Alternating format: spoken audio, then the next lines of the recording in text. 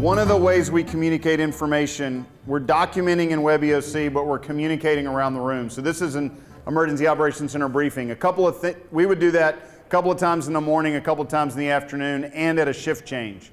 The other time we would do it is if our elected officials come into this space and we need to update them on what's going on, right? So if Diane or the mayor ask me, what's the status of the water system? I'm going to look at infrastructure branch and water. That answer is in the room, and y'all are much more clued into. I kind of have a 100,000-foot view, but y'all know where you are. So the goal here is to brief the room on the impacts to your lane or your area, that kind of situation update, and then your major priorities or things you're doing right now, and we'll be looking at over the next kind of 12 to 24 hours. So you're just a status update, and then what's going forward. So we're in the Williamson County Emergency Operations Center doing one of our quarterly Emergency Operations Center exercises, and so we've brought together all the different partners and players across Williamson County, from Brentwood and Franklin to the National Guard, from both emergency services, fire, law enforcement, emergency medical, the hospitals here playing, as well as people like Public Works and our roads department and our utility providers, Mallory Valley, Millcroft, and HB&TS.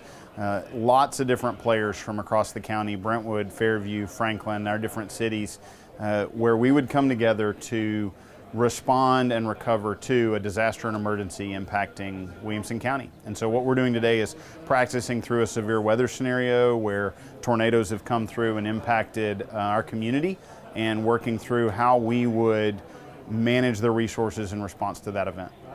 If you think about this in a sports or a theater analogy, this is like a dress rehearsal or a practice, right? It's like a scrimmage or something like that. We're working all the time on the little pieces of the plan or the items that come together, but at some point you have to put those pieces together. So we live in a great community, and our people resources and the resources in our departments and with nonprofits and others are just great.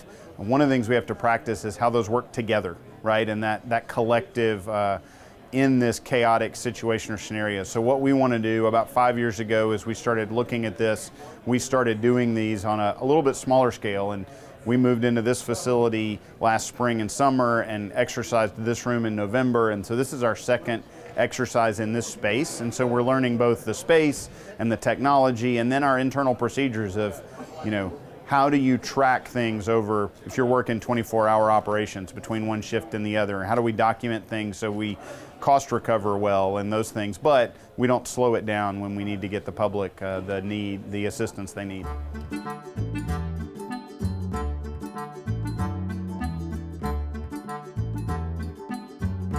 Yeah, so far the exercise is going great. We have found, I've got a takeaway list already, and I'm sure all the department heads and other entities that are here, our partners, our cities, our infrastructure, water, electric, are all finding takeaways from this. It's a great opportunity to be prepared for the future, because something will happen in Williamson County, and it's just a matter of time, and it may be next month, it could be 10 years from now.